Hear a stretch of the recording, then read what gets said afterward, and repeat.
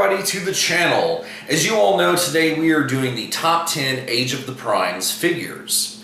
However, today is coincidentally also our 300th episode here on the channel. So it's ironic that it's not only the last video of the year, but it's a milestone video. So I'm glad that you guys were here to be able to enjoy that. And anyway, why don't we go ahead and get started off with an honorable mention. And the character that we ended up choosing for the honorable mention is none other than the Cybertron Sideways. Now this guy right here, I think one of the strongest things about him is his color choices. The orange just pops so excellently against this black. However, for this guy right here, I'm telling you what, aside from the colors, the one thing I love is his just kind of layout that he has. The double-bladed weapon that he's using, the pickaxe weapon, the cyber key, the little faction changing gimmick on his little side. This guy is so slick in his robot mode. And then on top of that, this guy really looks good with a lot of his fellow cons. Like if you put him with Cannonball or you put him with Starscream. And then on top of that, this guy has so much flexibility with his accessories that if you want to kind of go off the grid and do something that we didn't see him perform in the show, like if you want him to have a hoverboard, he can do that. Or if you want him to have wings on his back and be rocking some guns he stole off somebody else, this boy can totally pull off that look. So with all the flexibility that this guy has, I felt that he deserved that honorable mention spot. And trust me, there ain't nobody taking it from him. We do have one more honorable mention, but that's going to be near the end of the video. And then starting us off in the number 10 position is our guy, Slugslinger. Now this particular Slugslinger came in the 2-pack with Sandstorm. And please do not mind Horrible's Headmaster in there, that's just for a point of reference. It obviously doesn't come with this guy. So it is kind of funny that we have a Titans Return figure that ended up in the Age of the Primes. But I love the darker blue that this guy is rocking as opposed to the lighter blue that they had before. And I think I just in general like the idea of being able to take the Headmaster guy and put him in the actual figure himself and piloted him around. And I think the thing that helps Slugslinger stand out is the fact that he has that double cockpit jet mode. And that is one thing that I totally dig about this guy because it looks awesome. And it helps him to kind of stand out from all the other jet guys that we know that just have one. So I think everything together that I mentioned, that is why this guy lands in the number 10 spot. And then taking our number 9 spot could be no other than the Armada Nemesis Prime with Runway, Jetstorm, and Sonar, who form obviously the Star Saber. And this guy, I really couldn't put him higher because I think the fact is, with it just being this portion of the Optimus Prime, it feels incomplete. And yes, we are getting a new version of the Star Saber, which is great. That's another reason that he lands on this list. But it doesn't make up for the lack of a trailer. So the fact they didn't include that, and yet he's about the same price, if not more, than the original Commander Optimus Prime. But I love the Nemesis Prime, so I unfortunately had to get him there. Even though he doesn't come with the trailer, you can actually have him type Optimus Prime's trailer pants, and he can wear it. But you know something ain't right. Like it doesn't look terrible, but it just feels a little bit off, you know?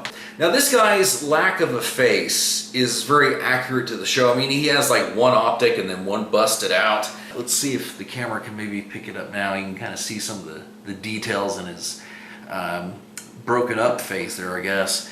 And that's one thing that maybe I don't really care for on this guy. I would have preferred just the standard Optimus face. But it definitely makes this guy unique. And then I think it was kind of a weird choice to include the Star Saber. I think they know that we're just going to give it to somebody else in general because he had the Vorpal Saber, if I remember correctly, which was just like an energy duplicate of the Star Saber. But still, an upgrade to those mini-cons. And you know what, I'm so glad that we have a new iteration because that one that came with Starscream, let's be honest, that was not that great. It was kind of crummy. So the fact that we have a legit Star Saber now, this is probably going to herald the beginning of them doing the other two weapons, like the shield and the gun, which They sorely need updates. Those ones 20 years ago did what they need to, but these boys are clearly doing a much better job. The one thing that I want them to do if they start going into like a little bit of an Energon kick, is I want them to go ahead and do the Energon Saber. Because back in the day, the Energon Saber was literally just a remold of the Star Saber. And so, I mean, the engineering is already here. All you've got to do is adjust a few of the aesthetics, and you've got an Energon Saber. So, I know, that probably won't happen, but that's my personal wish fulfillment. So anyway, with all that taken into consideration, that is why Nemesis Prime lands in the number 9 spot. Then landing in number 8 position is our guy, Onyx Prime. His beast mode, I love the fact that it itself can be a 4-legged creature, or if you want it to have 6 legs, where he has like the bison hooves, he has the horse legs, and then his front claws are clearly just his robot mode hands, so that's kind of a little bit weak sauce. But then when you look at details on his wings, yes, they're meant to look like bird wings, but you look up here on the tops of the wings, and even down here, he's got bat wings intertwined with his bird wings. And I'm like, you know what? That is an attention to detail that I sort of respect. And then the other thing that I have to compliment is this guy's Centaur mode. However, as far as a fully fleshed out Centaur mode, we got to give it to Onyx on that. So for me, it's really kind of cool to have a very unique beast former added to the collection.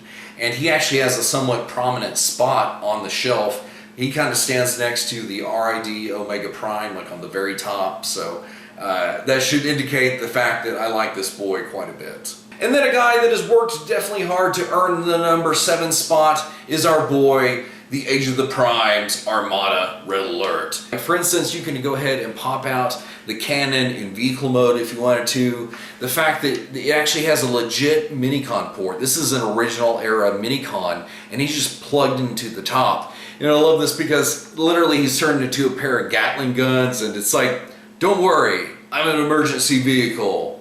Just one that's here to blast you. I'm loving Red Alert. And in this guy's video, we actually looked at how he does not skip leg day in robot mode. He's got like those giant big upper thighs. The head, however, is totally on point.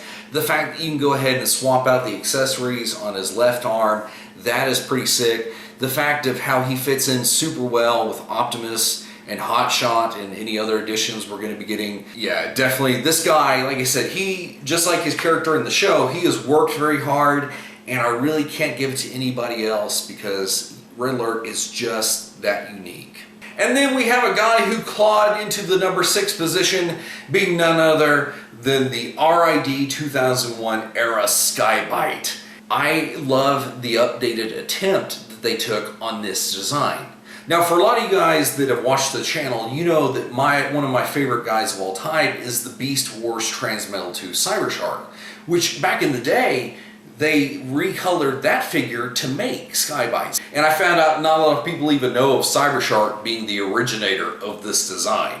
Now, obviously, Sky-Byte is the more infamous user of it, and I gotta say, this mold rocks it really well. However, one thing that I do have to mention is that while on the original they had amazing deco hits, they couldn't reach that same level on this guy, but they gave it a Herculean effort because if you look at the sides of what forms his shark body, and then of course the chest details, the head sculpt on that guy, even small little attention to detail that both Cybershark and Sky-Byte had was this handgun. And even though it's more of a Cybershark thing, you know, like I said, Sky-Byte's original toy actually had this. He used it in beast mode, just never in robot mode. And then you can actually go ahead and detach one of the shark fins, and it becomes like a serrated blade edge, which is really sick. Now in this guy, he actually has wrist articulation in this arm, which I totally love that. And then over here, he can actually go ahead and still spin his shark spike weapon that we see him use in the show. So with all the little extra features that this guy has, to me, they're not really extra features because they were what the original toy could do, to some extent greater or lesser. And even with like the new Scourge and other figures of the line, I still think he doesn't look too out of place. He still fits in. So it'll be kind of interesting to see when we get more R.I.D. characters like a new Galvatron or Megatron to see how he stacks up to those guys. And starting off our top 5 figures at number 5 is Megatronus, the Fallen. So I was originally not going to include Megatronus on this list. However, I started noticing a lot of different things of how he melds different Megatronuses together. For instance, this guy actually has the Dreamwave Megatronus head from the comics. Then he actually takes the Requiem blaster from the Megatronus that appeared in the Machinima series. And then on top of that, the R.I.D. 2015 Megatronus's double blade weapon. And the fact of how it's all very just tastefully intertwined with this guy is really, really sick. And even something like a subtle Megatron detail of the gun pipe on his back. What I love is taking this thing off, and then it's just kind of like he's got like a little handgun, which of course it pales in comparison to the Requiem blaster. That is, unless you go ahead and store it on his back and then just let him have half of the blade weapon, which he looks pretty cool. Now, the flame effects on this guy, I personally don't put it on him a lot of the time because I think it just kind of doesn't work for me personally, especially if I'm displaying him with the other 13 during the time he was still a good guy before he betrayed them. He really shouldn't have the flame effects. So anyway, this guy, his tank mode is definitely imposing. I love that. And then with everything else that we've discussed about his robot mode, that's why this guy actually lands at number 5 on the list. And then surprisingly, taking the number 4 spot is the animated version of Nemesis Prime. Now, obviously, this is another Nemesis Prime that landed on this list. Like I said, I'm a fan of it. Now, I do love the fact that they went ahead and included some of the teal detail there on his face, the actual, like, the fingerless gloves approach that they got with his hands, and then probably my favorite thing is this guy's accessory being the red Energon axe. That looks so much cooler than Motormaster's, and I dig it because when you add blast effects to it and it has like a little fire trail behind it and stuff, I mean, it just looks like this guy can cause damage. And the fact of how this guy can wield things either like single-handed, double-handled, or if you want to go completely off the reservation and have the guy rocking like double handguns, this guy can totally rock that look. And so the fact of what this mold is capable of doing, he keeps everything that you want to have with this figure and just like aces it. And like I already said, I'm a Nemesis Prime fan. So whenever one just totally crushes it, how could I not enjoy that? And then actually taking our number 3 spot is this guy right here, Big Convoy. So if you notice on the end of this custom staff is actually the missiles that the old figure included that do still store in this modern one's legs. But even just like this boy, you can tell by his posing that he's awesome.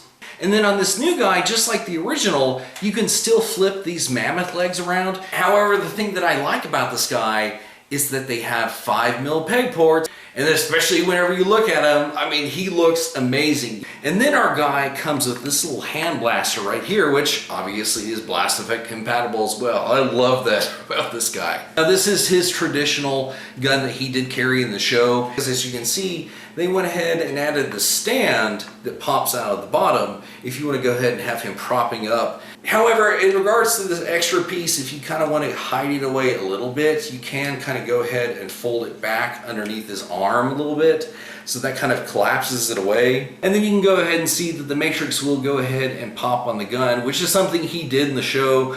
So because he's so excellent, that's why he lands at number 3. And then taking the silver medal is our guy, Beast Wars Quickstrike. Guys, you know that if there is a Beast Wars character, a modern interpretation of an OG one, that he's going to land very high on this list. It's pretty much a given. Even this cowboy, or redneck, depending on how you look at him. One day you and me gonna have it out for real! One thing that I love is the fact that he got the upsize treatment, because his old figure is not as tall as he is. And when you compare him in beast mode, especially, the scorpion body is a lot bigger, but ironically it's the snake head that's a lot smaller on this guy.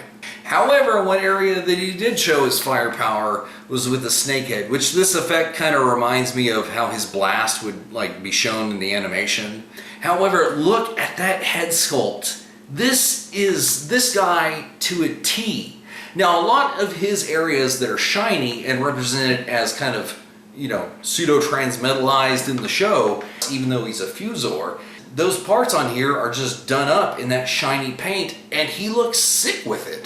Like, I'm not upset about it at all. So to have the basically second only ever iteration of this guy, because he only had his original Beast Wars figure. He has not had an update until 2025.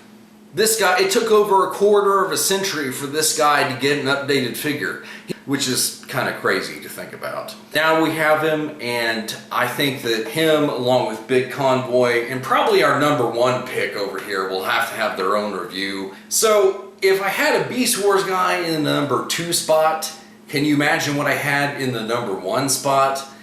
Well, hold off on that guess, because like we did mention, we have one more honorable mention that we do have to get out of the way. And the guy taking our only other honorable mention spot is the G1 Toy Universe Ultra Magnus from the 4-pack that came out. And I thought that this guy was going to be my favorite. It ended up being the animated Nemesis, but this guy comes in right behind him. And so to have the white Optimus concept back is kind of a cool thing. Of course, now we have guys like Missing Link Ultra Magnus, which has a white inner prime. And you know what, just to have this poor man's Missing Link Ultra Magnus, essentially, I'm down with it. Of course, the one feature I love is the blue Energon axe, because we're used to seeing Optimus as an orange one. And then, of course, he has the one gun that the Optimus came with. He still does have the other rifle as well, but I just kind of wanted to show you a little bit of variety in what this guy has. Plus, one thing that I always mention about those like multi-packs is that they have a little bit more paint budget than a standard figure does. Now in Optimus Prime, he actually had the Matrix that was just one transparent, I think like blue color.